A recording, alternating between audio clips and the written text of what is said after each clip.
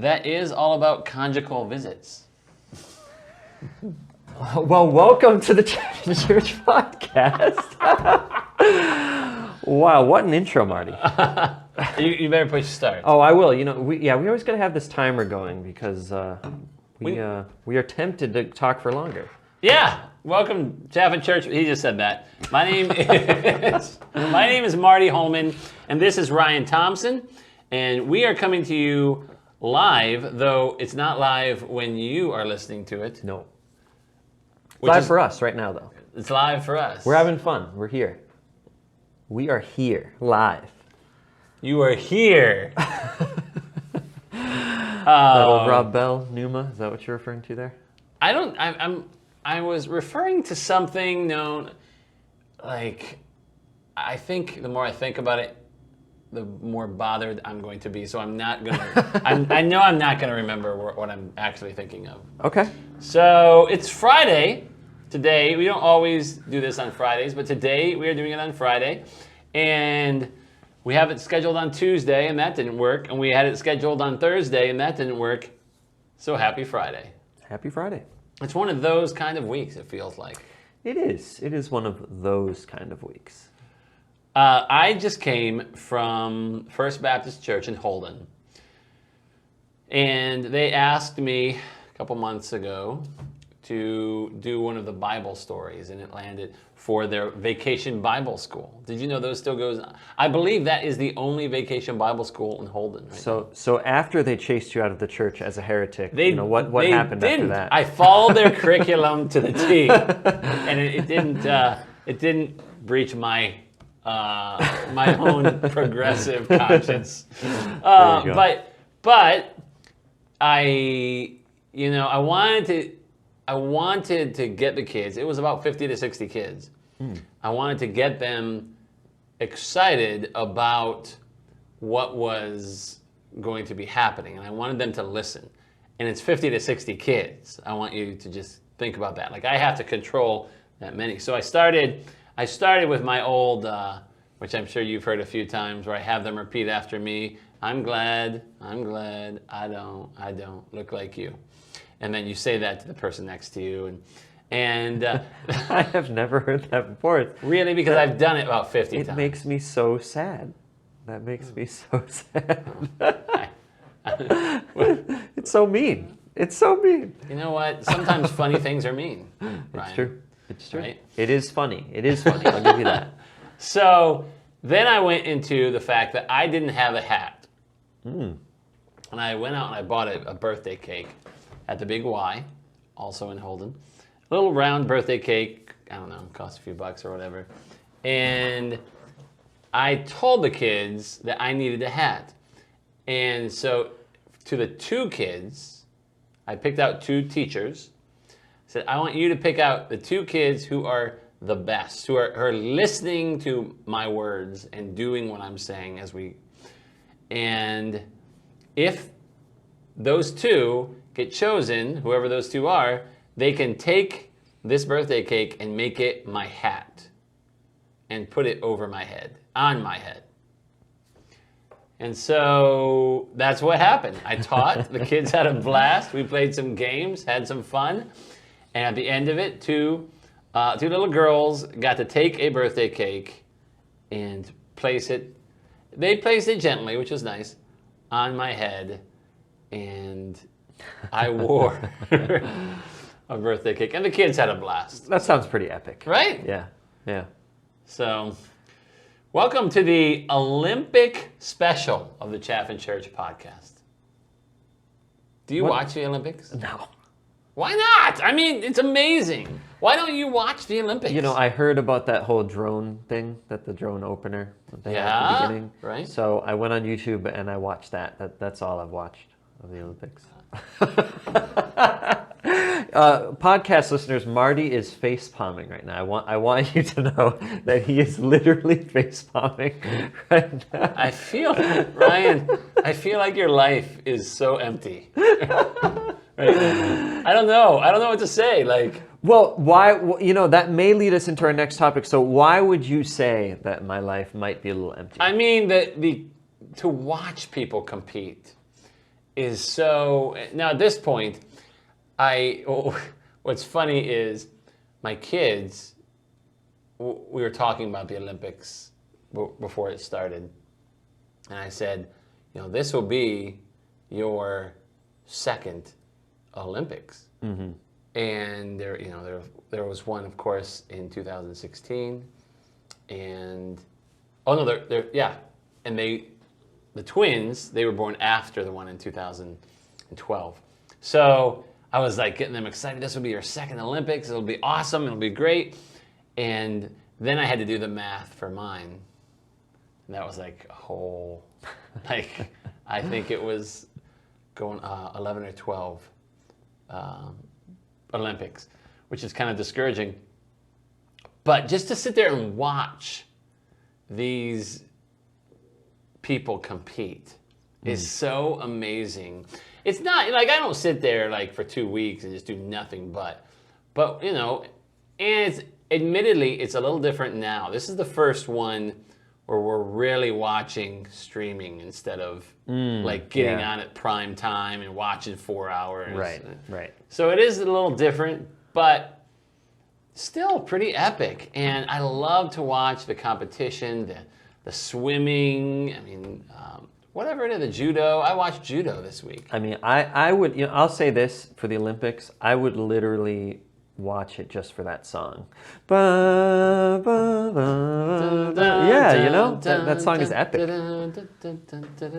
Yeah. But you're not very competitive. We've talked about this. I'm not very competitive, and I think I'm okay with that. I think I am okay. But you are very competitive. So competitive. Well, not very. I don't know if I'd call. I don't know. I don't know if I'd call you very competitive. I think I've toned it down as I get older and I realize I can't win everything. Well, it's you know what it is. I would say you are very competitive, but it has become healthy competition.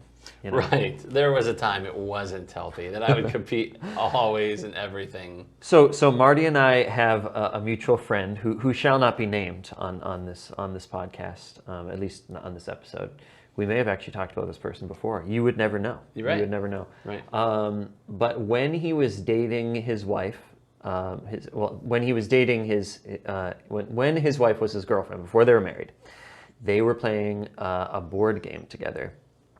And she proceeded to beat him at this board game, which he thought to himself he was very good at. And then I guess he said they got in he basically initiated a fight with her after she won this game. He was like, "You have no honor. Like, you did this in the game," and so they got in this major fight. And He's so genuine. I forgot about this. Yeah. So, and he proudly tells this story because he knows he's competitive, and he likes that about himself.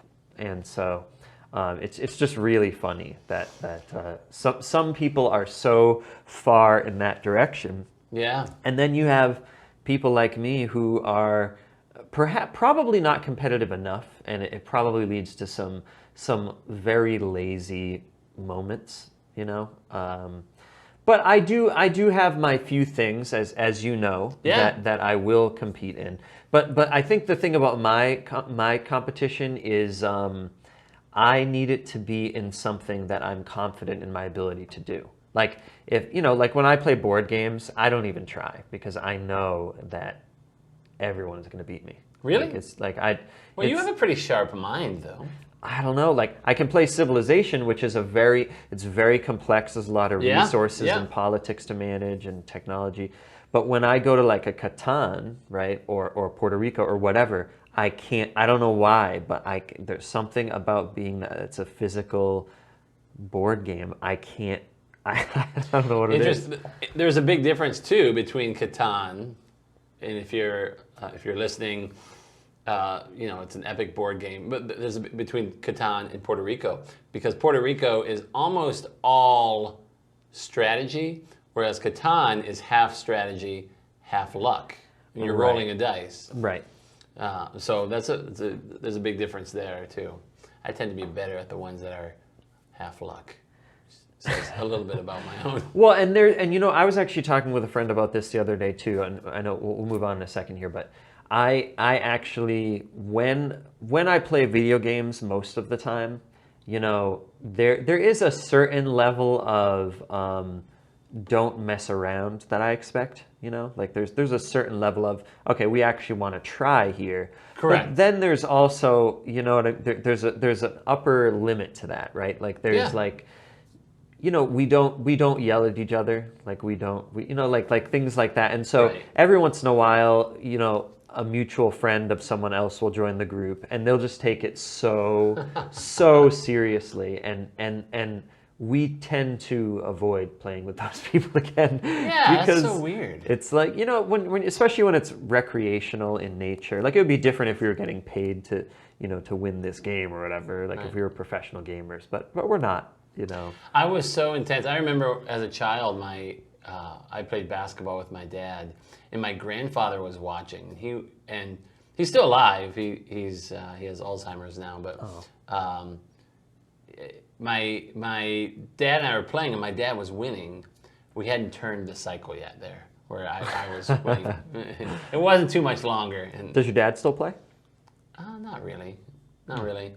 I think we did play a couple years ago, and I mean, let's just say that I destroyed him. All right. And so, but my grandfather, I got really mad and I threw the ball. I threw the ball at the stands.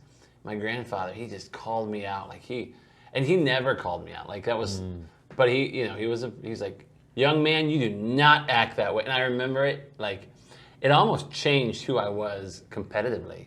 Like just that one person speaking into my life who I respected like that, and who I wasn't used to doing that.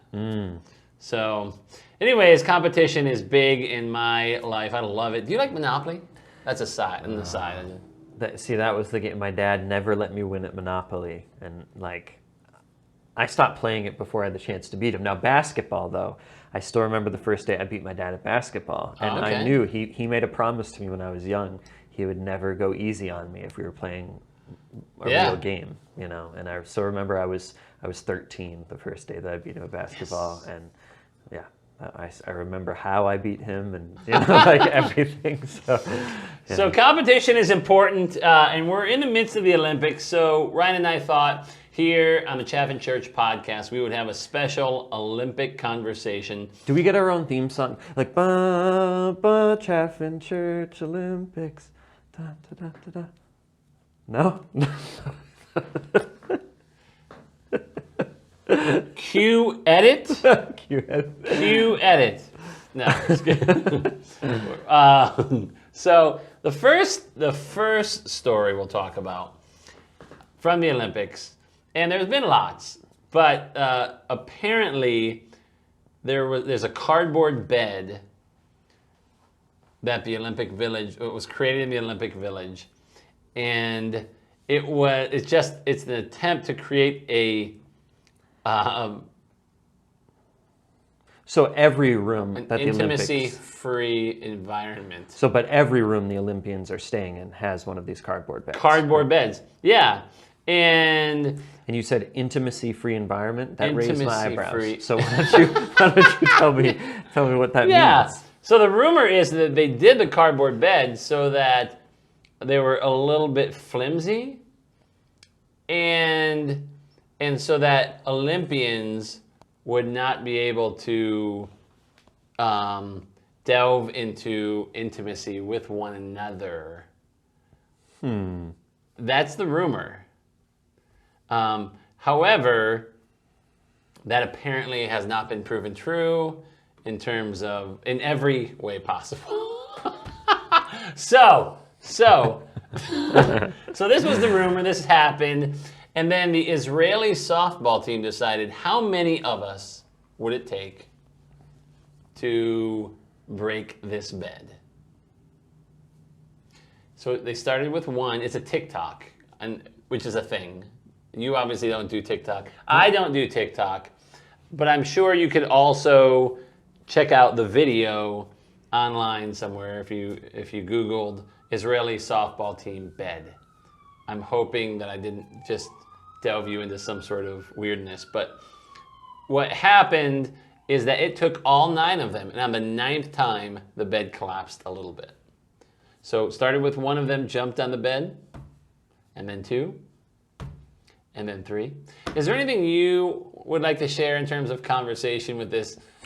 Because this is supposed to bring up conversation. I don't know. I don't know what to say. I don't know. I mean, how can I react to 9 Israeli Olympians breaking a bed? I mean, that's really interesting. One of the things that I will say, and I brought it up a little bit when talking about streaming, is the difference in culture now between Olympians now and Olympians in the past. It seems like there's the world is just, especially with COVID, the world is totally a different place. Now you're going to make this interesting TikTok, right? Yeah. And you're going to try to go viral by jumping on a bed. And they did it. And then there was conversation about whether or not that was appropriate to do, or was it rude to do to Tokyo, to Japan, because they had created this environment, and it's not the Olympians' bed. Right, but and I'm not trying to sway anyone one or the other with this aside, but the beds were designed to be, they're made out of cardboard so that they can be disposed of in an eco-friendly way immediately Correct. after the Olympics are over, right? Correct, Okay, yes. okay. So maybe the Israelis saw that and they thought, oh, well, they're going to throw this away anyway, so who cares, you know? That's a fantastic point. But now, whether they're justified in that thought that's another question. But yeah. So that is the first topic. The second topic, many of you have probably heard. The Olympics, the gymnastics have been huge when it comes to the Olympics. And many famous people men and women have graced the balance beams and not the pole vaults, but the pommel horse and the uneven bars and the parallel bars and among them, do you know any famous Olympians? I don't. Nadia Comaneci was the first famous Olympian from America, but also from Romania. You also have Mary Lou Retton, probably the most famous American gymnastics. And then down the line, I mean, the Carolis were. I actually listened to a podcast, ESPN 30 for 30 podcast, on the Carolis and their gymnastics empire. Really interesting. But it does come into play because they were the coach of the person we're going to talk about today. They were, past tense, the coach. Then Simone Biles, who, by all accounts, will be, at the end of it, the greatest U.S. Olympian, gymnastics Olympian. Can I just say something real quick about Yes. gymnastics that just came to my mind? Okay. My parents actually used to take me to Sterling Gymnastics growing up. Okay. Where my sister was like very into gymnastics Yeah. and later on cheerleading and everything. And my brother was sort of into it, you know? Yeah. But I would just go there with them and I would just like mess around. Like the teachers knew like I wasn't into it. So Yeah. they basically just let me like go on like the trampoline. There's like this giant like foam pit and Yeah. a trampoline. And then one time my parents came, and this is when they realized that it wasn't even worth paying to send me there anymore. They came and there was this retro Pong video game, like arcade machine there. And they just found me on that when they came to pick me up. And So they're like, paying to... So they're like, we're not going to have you do this anymore. we're taking you out of these Sterling And I gymnastics. was like 11, and I'm like, I don't blame you. You know, like, Of course. So So some who are more advanced than you compete, and Simone Biles is one of them. And apparently, in the morning, on the Monday or Tuesday morning, they were competing for the team overall medals, and Simone Biles, who is on track to be one of the greatest gymnasts ever, is fantastic, took herself out, and for reasons described as mental health reasons. And somebody else came in. The U.S. won the silver and she took herself out. And now this is a topic of conversation, mainly because people ask and talk about whether or not, as a person who is into sports, is this something she can or should have done? Ryan, what do you think?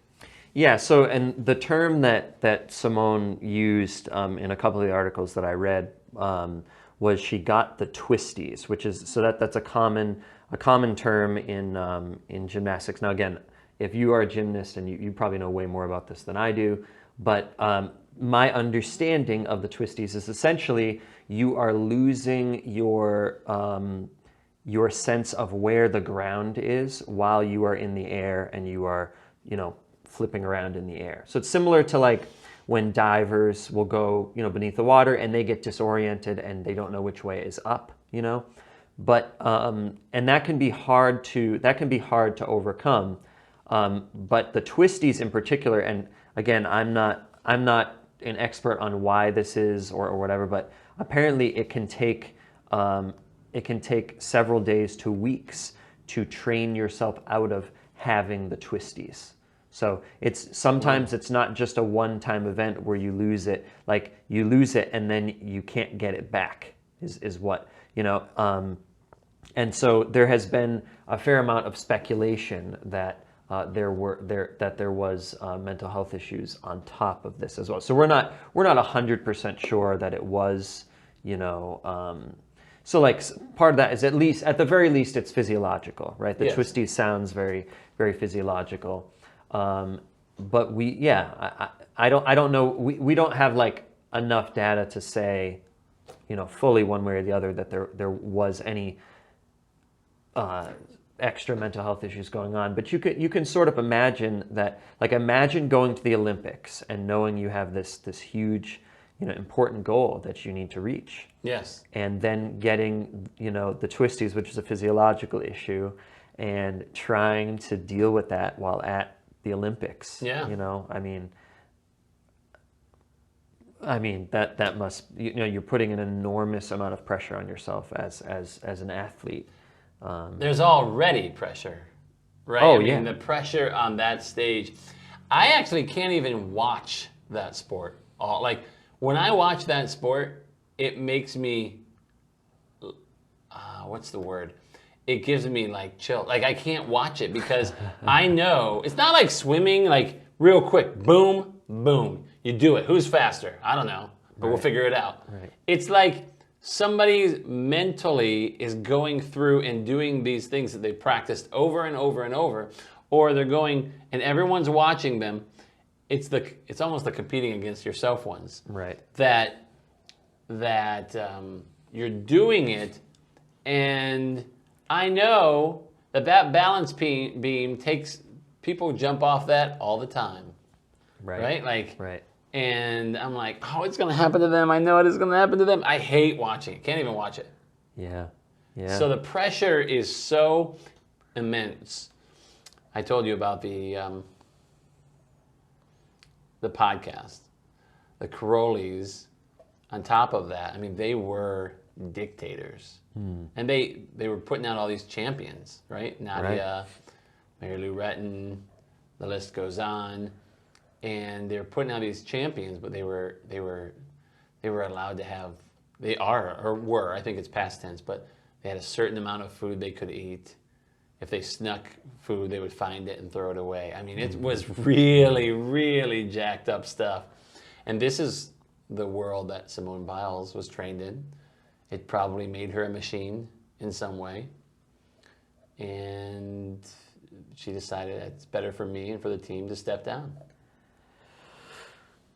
So when you say it made her a machine, right? Like that's, I don't know. It's like when people say, oh, this person's a machine, like they're a machine. Sometimes that's a compliment, but other times it means I don't know. Sometimes I get weirded out because I almost think like it's not possible for a person to be a machine, It shouldn't be possible. Right. They're still a person, yes. Right? Like they still have feelings, they still have emotions. And they still have limitations, right? Everyone has limitations, right? So, I I don't know. Did maybe Simone Biles did somebody push her too hard, or did she push herself too hard, or you have to wonder these things. But as someone who struggles with anxiety myself, I'm seeing. I'm not on Twitter. I'm not on Facebook, but I'm seeing in the news that there are these Twitter mental health justice warriors.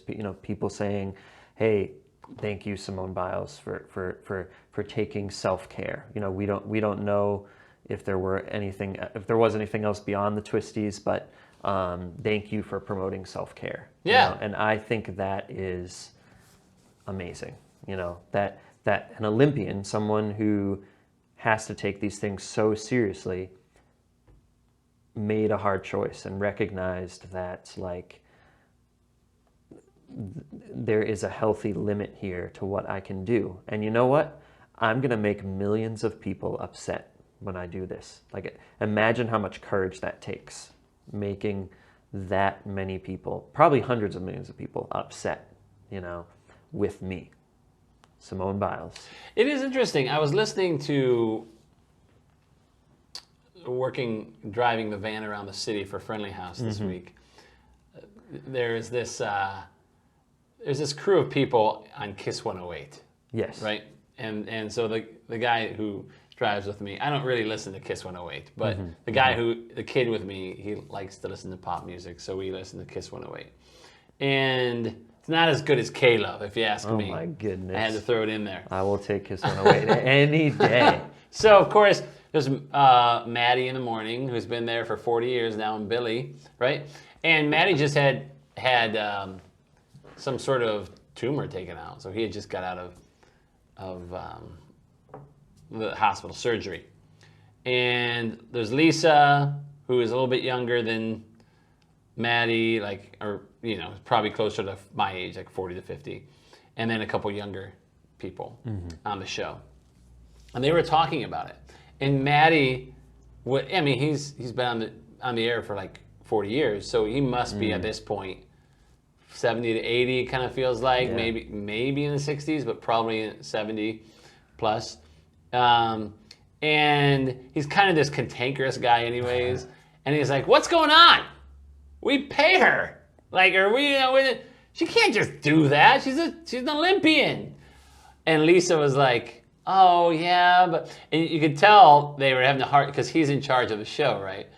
But it's almost a generational thing. Right. This is what I mean by the change in the culture.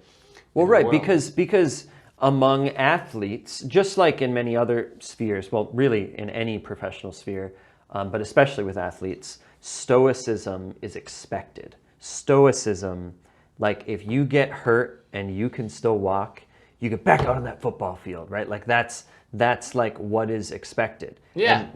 And now we're coming to, things like CTE. I don't even, what does that stand for? But and nobody knows. It's like a horrible, traumatic, long-term chronic brain injury that keeps getting worse and worse and worse the more you get tackled, to the point where then you don't even need to get tackled, and it keeps getting worse and worse and worse. Correct. And you have like things like Aaron Hernandez and that whole mess. Yeah. A lot of psychologists are saying, look, people with brain injuries like that are going to make horrible decisions, and it's going to affect their, So I don't know. I guess I'm sorry if I'm taking this self-care thing too far here, but I really feel very strongly about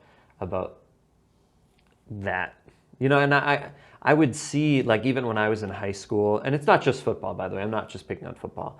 I think it's across all sports, like men or young it's men. Mostly football, then hockey, then a little bit of soccer, like in terms of the CTE stuff. Oh yeah, CTE, yeah. But even non-contact sports, you're getting overuse injuries. You're getting torn ACL. Like, think about how many young people are getting like torn ACLs in high school nowadays. I bet if we look at the statistics, it would be through the roof. Like if you took a look at it 50 years ago and look at it today, so many more torn ACLs than there were, back then. Why is that?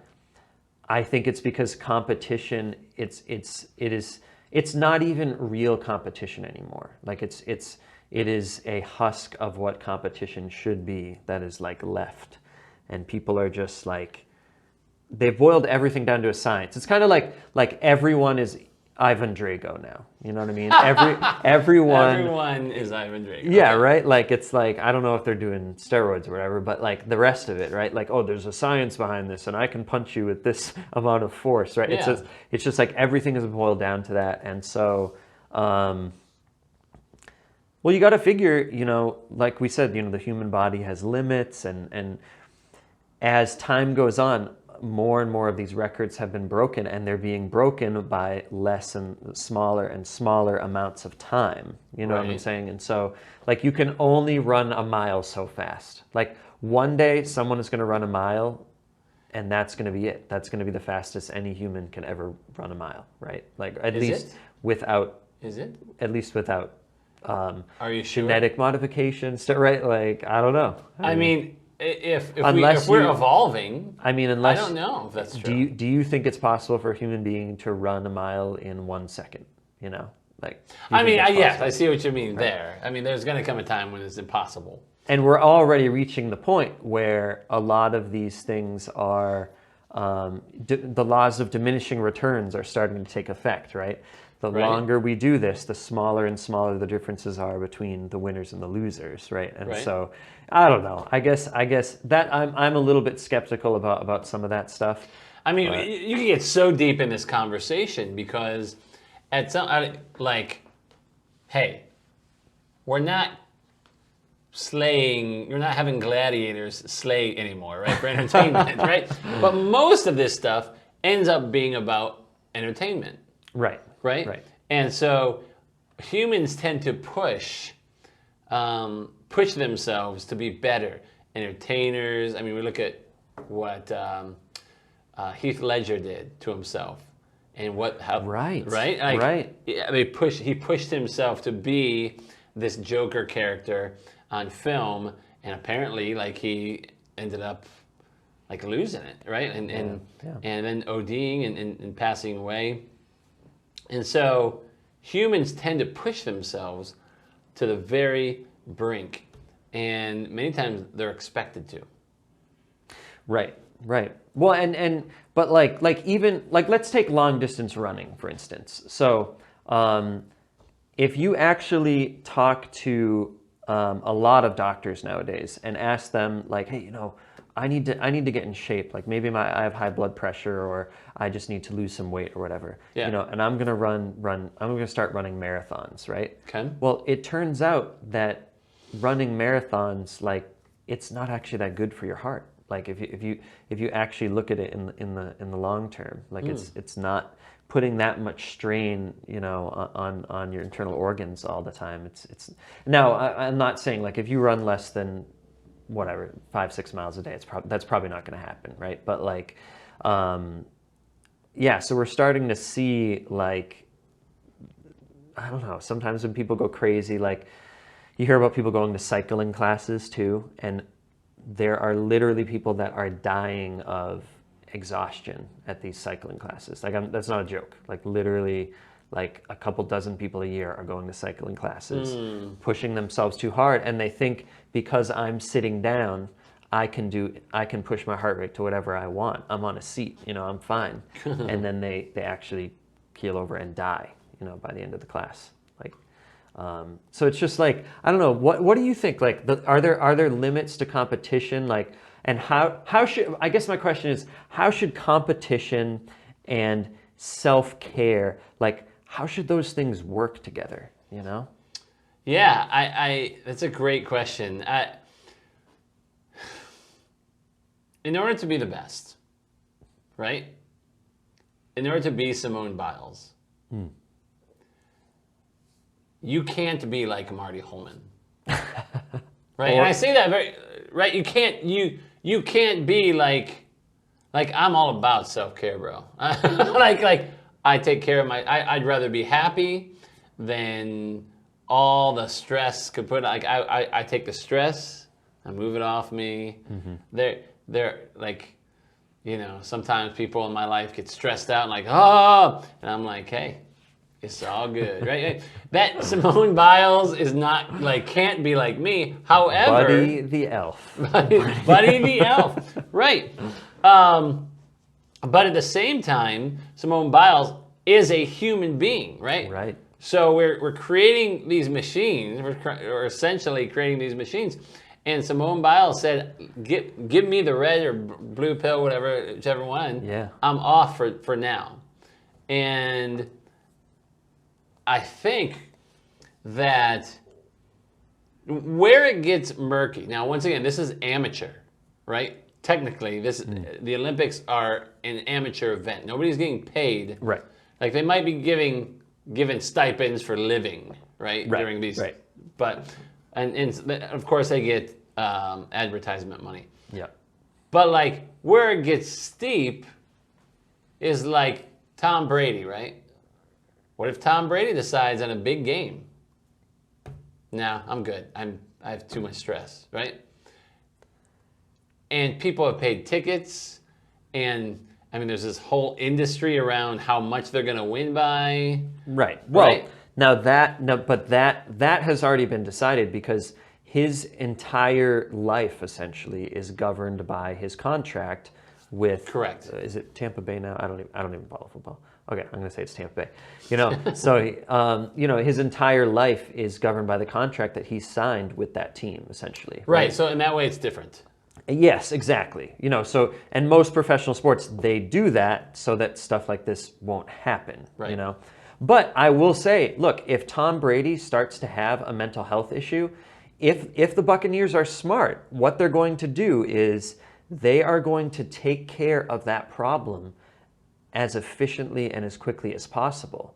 And Correct. that means probably, hey, we need to bench him for a couple games, Yes. get this under control, and then bring him back out. Because if you try to push this, it's just like if you break your leg, right? Like you're not going to break your leg and then get up off the bed the next day and start river dancing, right? Like that's not how you're going to hurt your leg more, and then you're going to be in bed for an extra month, right? So we don't, so it's sort of, I feel like it's sort of the same way with the human mind, and in previous generations, it has been commonplace to sort of sweep this stuff under the rug. Yeah, right? yeah. And to drown it with alcohol. That literally for most of human history, Mental health has been drowned in alcohol. And Yes. literally alcohol being the only truly safe thing to drink,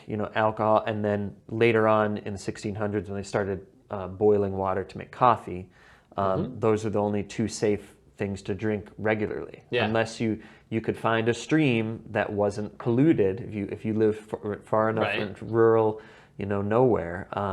But other than that, you were drinking alcohol. You're literally giving your children fermented drinks Yes. for breakfast. Like this is not an exaggeration, So I'll just drink more of that to drown my whatever's going on in my life, right? So that was so it's like nowadays we're not doing that kind of stuff, right? Yeah. And we're no longer have to work in a factory at the night shift, most of us, right? 12 hours a day.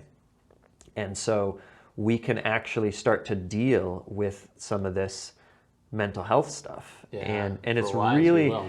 really funny. Like I remember the first time I ever brought up just mental health topics with my dad, right? He's a boomer and loved my dad, and he has done so many things well as a parent. So he's a great dad. But I remember the first time talking to him about my anxiety, and I was just talking to him about the way I felt, and he just looked so confused, like, well, yeah, but you have to just move on. That was his his idea of it. Right. And my dad's a pretty stoic guy anyway. Right. I don't know. I think you've met him before. Yeah, of course. And so it's really interesting, like you said, that the generational gap here Yeah. is massive. And I don't know, did you want to, maybe we can start to turn the corner. How does this relate to our faith? Well, we've been talking, we've talked about mental health in church on Sunday mornings. And now we literally had a series on it. We had a series on it. Yep. And one of the passages of Scripture that has more to do with the competition aspect, but I think we can kind of connect it. When I am with those who are weak, Paul says in 1 Corinthians 9, I share their weakness. For I want to bring the weak to Christ. Yes, I try to find common ground with everyone, doing everything I can to save some. I do everything to spread the good news and share in its blessings. And of course, that was what we say all the time here, is the purpose of our church, to spread the good news, to spread the gospel, and share in its blessings. That everything we do is underrooted with this foundation of the good news. And then he says this, he goes into this analogy. Don't you realize that in a race, everyone runs, but only one person gets the prize? So run to win. Okay? All athletes are disciplined in their training. So this is an analogy, are disciplined in their training. They do it to win a prize that will fade away, but we do it for an eternal prize. So I run with purpose in every step. I am not just shadow boxing. I discipline my body like an athlete, training it to do what it should. Otherwise, I fear that after preaching to others, I myself might be disqualified. So sometimes I think we take analogies and we make them gospel. Right? So Paul is saying here, this is the way I do it. Paul clearly made an impact in the world, right? He changed Christianity. He had a brilliant way of communicating to the churches, and probably in person, though I wasn't there then. And he says, you know what? In a race, everyone wins. So we are essentially running this good race for eternal things. And he says, so we want to run to win. So this brings in the competition, right? The thing is, what was Paul running against? Lots of things. Okay, all right. Essentially, I mean, lots of things, right? He was running against other gods. He was running against, one might say, the devil, right? He was running against these things in all materialism and greed and the natural self. The natural self. Paul probably would have chilled, or like his body probably would have wanted to chill with Netflix. Not to make any like Netflix and chill. Yeah, no, that's not what I meant. Oh yeah, Paul's Netflix and chill all the time. Yeah. Well, but he said all athletes are disciplined. They do it to win a prize. Okay, but he runs with purpose in every step. Right? I fear that Christians are just trying to live life to get through it. Right? And so one way that people do this is something I was talking about with a pastor yesterday.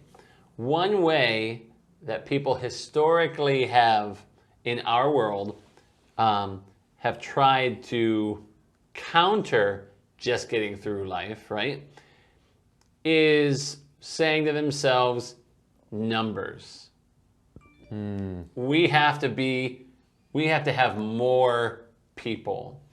We have to get more people into the seats. We have to have, now consider this.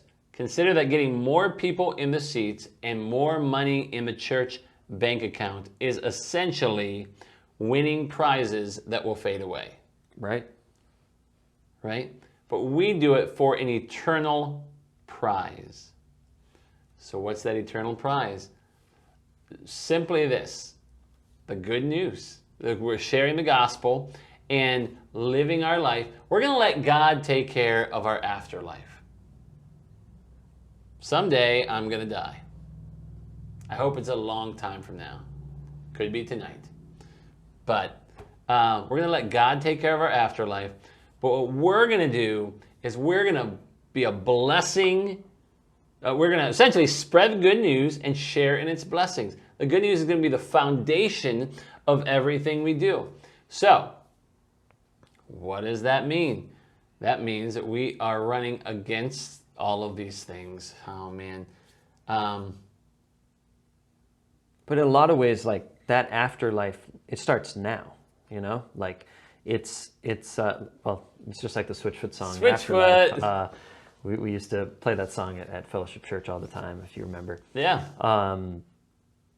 But yeah, so I think like that race, like it begins now, but you're still, maybe you're not competing. It's not the same stakes, you know, when the kingdom is fully and finally here on this earth, and we're all here together and we're worshiping Jesus and we're walking through the city with him and whatever. Yeah. Right. Like, but you're still running. You're doing the same things that you're starting to do now forever. Yes. You know? And so it's like, yeah.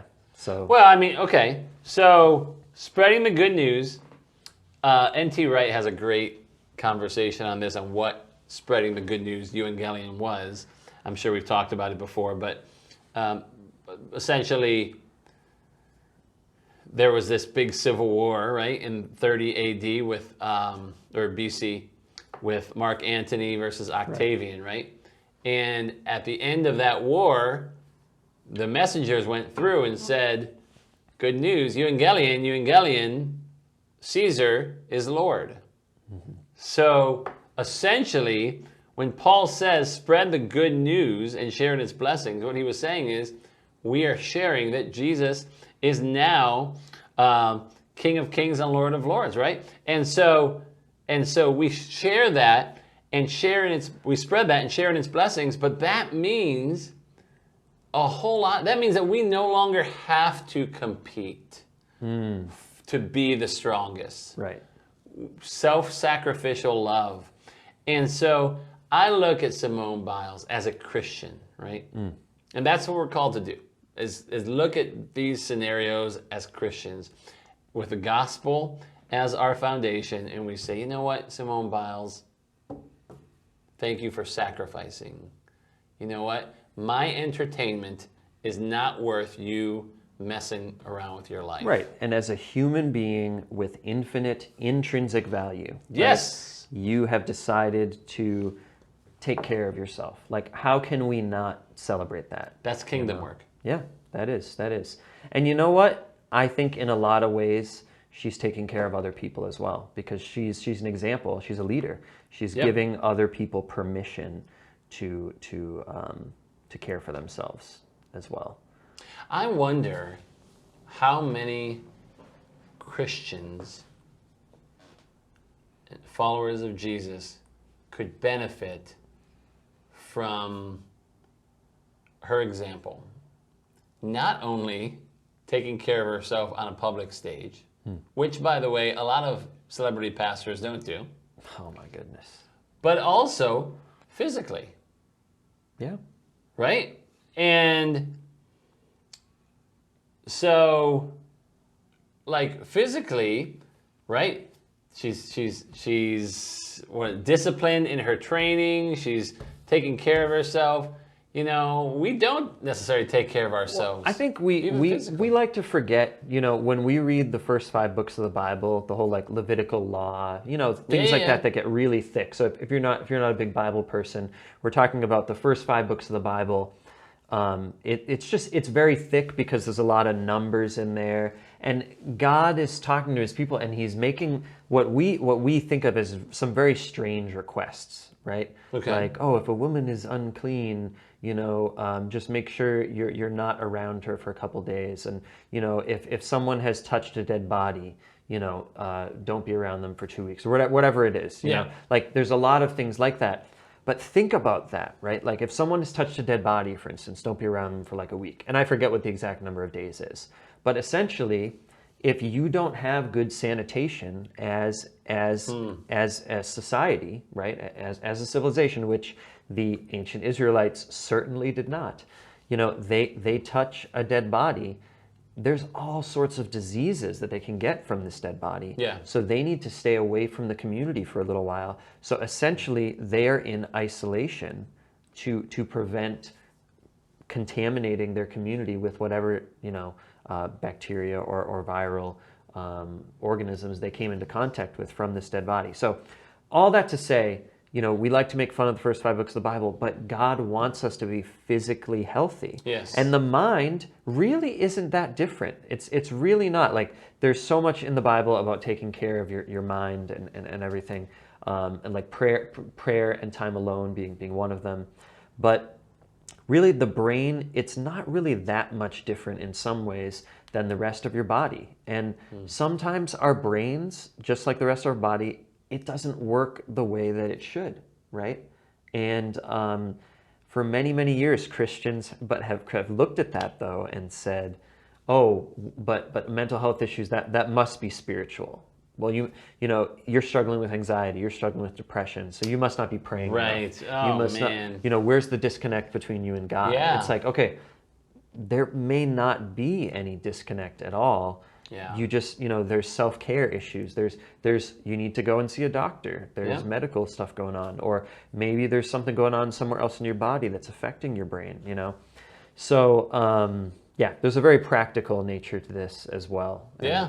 I love when Christians are able to see that kind of thing. But really, when any leader, is sort of unafraid of taking that risk and stepping out and saying, you know what? No, I need to engage in some self-care. I'm always like so proud of them. Like, I just think that's a really cool thing to be able to do. And then it's important, like you kind of just intimated about the Christian reaction to people who struggle with mental health. Listen, there is something so important about community. And once again, community underscored with the foundation of the gospel. And so many times Christians take their brothers and sisters and feed them to the wolves and ignore them because they have some mental health issues, right? We are called to walk with those who are struggling. Like, you wouldn't take somebody who has cancer and go, too bad for them. Boy, that sucks. Right, or say, oh, well, you have cancer.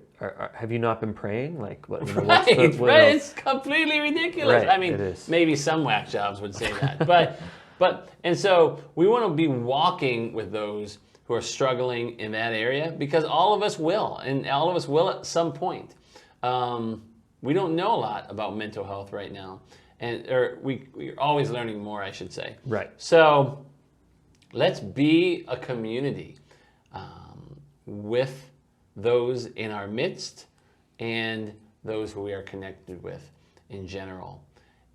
And that's all I got. That's what we we'll close it there. Self-care and caring for one another. Self-care, care for one another. We got to be that community that does that. And love mercy, do justice, walk humbly with God. With God. Come on. We got this. Man, it's good. Yeah. And watch some Olympics this week. Yes. Well, maybe. Come on! I don't know. Just one thing. I don't know if I can. I want you to watch one event and then tell us. Is the event another drone show that creates a globe that spins? Guys, thanks for watching. Thanks for listening. You are beautiful people, and we love you. This has been Good News. Oh, wait a minute. I didn't say any announcements. Next week's community cookout is at the Shays. Yes, this past week Princeton. we postponed ours. Yep. But next week we are having it. Yeah, that'd be great. You were just saying it's good to have a week off, right? Yeah. Yes, that's good. And then on anything else? The ladies' board game night is on August 15th. Okay. That's what I got for you. If you are interested, we're thankful for your listening. Please subscribe to this podcast on Apple Podcasts or Spotify Podcasts or Google Podcasts or on YouTube, which is a great place. People are always watching it there, and you can watch it. You can watch us. In fact, I had a mind to do something competitive in this. We should I don't know. I can't figure it out now, but we should have a ping pong game. Just, you don't want this. Probably not, actually. It's been a long time for me, Marty. Oh, and then, okay. And then for those of you who are part of Chaffin Church, thanks so much for your gifts. We are able to do what we do because you faithfully give, and you can do that at Chaffin.church/giving. That right there. Chaffin.church. Or you can text any dollar amount, and when I say any dollar amount, I mean literally just a number, to 84321. So if you wanted to give like $20 or whatever, you would just type in 20 and hit send, and then it'll take you through the rest of the steps. And then the other way you can give is you can be old school and awesome. We love it when people do this too. Yeah, of course. You can send a check, you can mail it to 155 Shrewsbury Street in Holden, Massachusetts, 01520, in case you live outside of the area. Thank you so much, Ryan. That was beautiful. Yeah. This has been good news. Now go and give some out.